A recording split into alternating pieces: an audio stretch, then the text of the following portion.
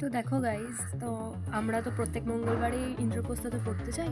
তো সেদিনও গেছিলাম, আর আমাদের জন্য এই কুকুরটা প্রত্যেক দিন ছুটির সময় অপেক্ষা করে। আমরা আসি, ওর সাথে একটু খেলা করি, তারপরে বাড়ি যাই।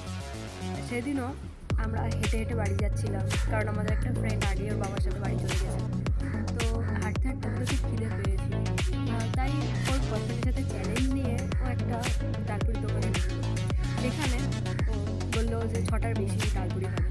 তার জন্য ও একদিকে বয়ফ্রেন্ডকে মেসেজ করছে, ছবি পাঠাচ্ছে, আর একদিকে খারাপ। দেখো কতটা খেতে পারে ও, সেটাই দেখি।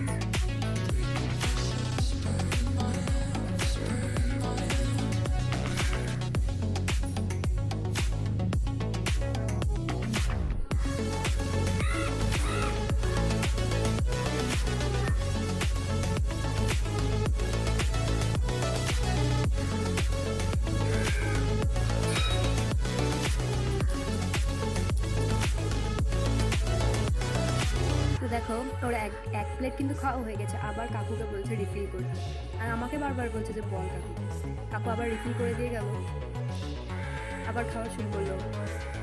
এবার দেখিও কতটা খেতে পারে। দেখো, থামার কোনো রকম কিন্তু সিন নেই, ও খেয়ে যাচ্ছে। তারপরে জলের বোতল যেহেতু আমরা আনি, তাই জলের বোতল নিতে হলো একটা। বাই বাই, পরে